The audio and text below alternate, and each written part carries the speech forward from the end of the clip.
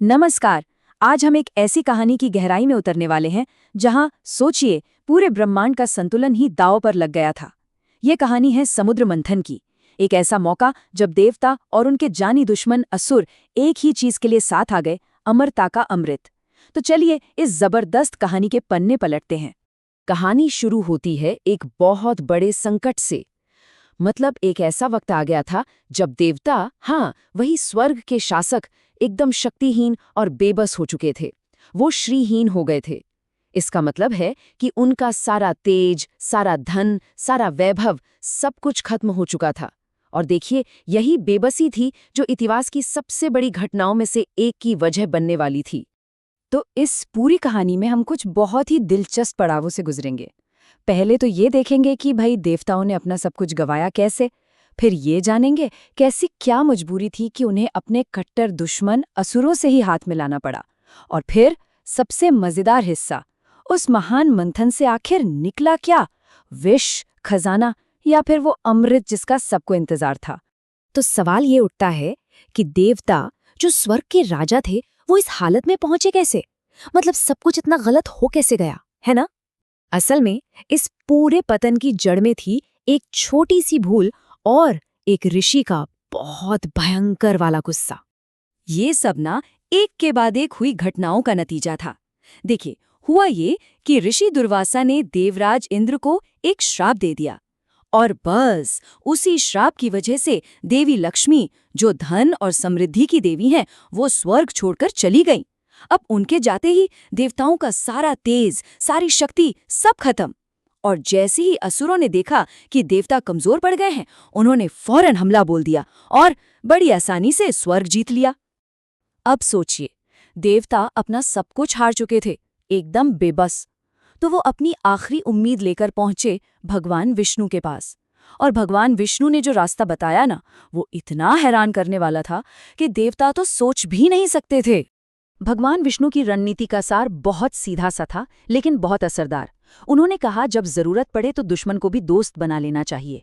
उन्होंने साफ साफ समझाया कि ये जो काम है ये बहुत बड़ा है, अकेले नहीं होगा। इसके लिए उन्हें अपने जानी दुश्मनों यानी असुरों के साथ मिलकर काम करना होगा।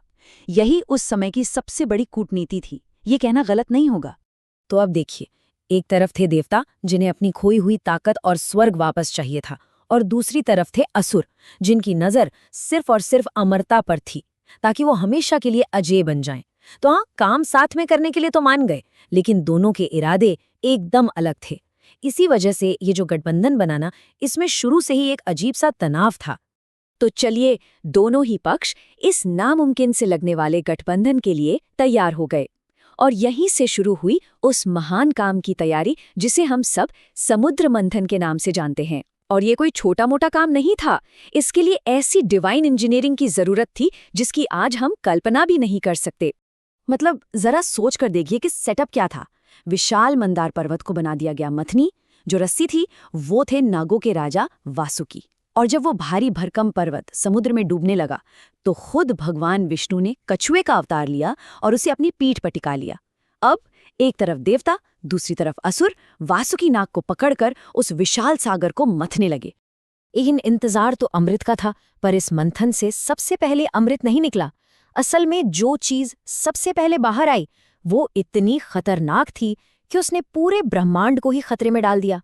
सोचिए जरा, उम्मीद थी अमृत की और निकला हलाहल विष, एक ऐसा जहर जिसकी गर्मी से पूरी सृष्टि जलने लगी। देवता, असुर सबके सब घबराकर भाग खड़े हुए। तब जाकर सबने भगवान शिव से प्रार्थना की। और तब भगवान शिव ने पूरी सृष्टि को बचाने के लिए एक बहुत बड़ा त्याग किया। उन्होंने उस सारे जहर को पी लिया, लेकिन वो विष इतना तेज था कि उन्होंने उसे अपने गले से नीचे नहीं उतरने दिया। और बस उसी जहर के असर से उनका गला हमेशा के लिए नीला पड़ गया। तभी से वो नीलकंठ कहलाए, यानी नीले कंठ वाले। तो जब ये विष वाला संकट टल गया, तब समुद्र से एक एक करके कमाल के खजाने निकलने शुरू हुए, जैसे कामधेनु गाय, फिर 7 सिर वाला घोड़ा उच्चैश्रवा, ऐरावत हाथी, और तो और खुद देवी लक्ष्मी भी फिर से प्रकट हुई और उन्होंने भगवान विष्णु को वर लिया। और फिर सबसे आखिर में वो पल आया जिसका सबको इंतजार था। दिव्य वैद्य धन्वंतरी अपने हाथों में अमृत का कलश लेकर प्रकट हुए। और बस यहीं से कहानी अपने सबसे अहम मोड़ पर आ जाती है। जैसे ही अमृत का कलश सामने आया, वो जो देवताओं और असुरों का गठबंधन था ना, वो एक झटके में टूट गया। अब मामला ताकत का नहीं, बल्कि दिमाग का, चतुराई का हो गया था। असुरों ने तो एक पल की भी देर नहीं की, फौरन धन्वंतरी के हाथ से अमृत का कलश छीना और उसे पाने के लिए आपस में ही लड़ने झगड़ने लगे। बेचारे देवता बस देखते रह गए। उनकी सारी मेहनत पर पानी फिरता दिख रहा था। और ठीक इसी मुश्किल घड़ी में, जब लग रहा था कि सब हाथ से निकल गया, भगवान विष्णु ने अपनी सबसे बड़ी और सबसे चतुर चाल चली। उन्होंने मोहिनी का रूप लिया, एक ऐसी सुंदर स्त्री जिनकी सुंदरता का कोई वर्णन ही नहीं हो सकता। और उनका मकसद सिर्फ एक था, बिना लड़े अमृत वापस हासिल करना। प्लान बहुत जबरदस्त था। मोहिनी ने लड़ते झगड़ते असुरों से कहा कि वो शांति से सब में बराबर अमृत बांट देंगी। अब उनकी सुंदरता पर तो असुर वैसे ही फिदा थे, तो फौरन मान गए। उन्होंने देवताओं और असुरों को अलग अलग लाइन में बिठाया और फिर अपनी बातों और अपनी मुस्कान से असुरों का ध्यान भटकाए रखा और चुपके चुपके सारा अमृत सिर्फ देवताओं को पिलाना शुरू कर दिया। तो अब देवताओं को अमृत मिल चुका था, वे अमर हो चुके थे। और यहीं से कहानी का आखिरी अध्याय शुरू होता है, जहां ब्रह्मांड का बिगड़ा हुआ संतुलन फिर से ठीक किया गया। लेकिन एक असुर था, राहु, वो इस धोखे को भाप गया। उसने चुपके से देवता का रूप बनाया और उनकी लाइन में जाकर बैठ गया और अमृत की कुछ बूंदें पी भी लीं। पर इससे पहले कि अमृत उसके गले से नीचे उतरता, सूर्य और चंद्रमा ने उसे पहचान लिया। फिर क्या था, भगवान विष्णु ने तुरंत अपने सुदर्शन चक्र से उसका सिर धड़ से अलग कर दिया। अब क्योंकि अमृत उसके मुंह में जा चुका था, उसका सिर और धड़ दोनों अमर हो गए। वही सिर बना राहु और धड़ बना केतु, और ज्योतिष में इन्हें ग्रहों का दर्जा मिला। तो अब अमृत पीकर देवता अमर भी थे और शक्तिशाली भी। जब तक बेचारे असुरों को मोहिनी के धोखे का पता चला, तब तक तो खेल खत्म हो चुका था। इसके बाद जो लड़ाई हुई, उसमें देवताओं ने बड़ी आसानी से असुरों को हरा दिया और अपना स्वर्गलोक वापस हासिल कर लिया। तो आखिर में ये कहानी सिर्फ देवताओं और असुरों की एक लड़ाई की कहानी नहीं है, ये उससे कहीं ज्यादा है। ये कहानी बताती है कि बड़े लक्ष्यों के लिए कभी-कभी सहयोग जरूरी होता है।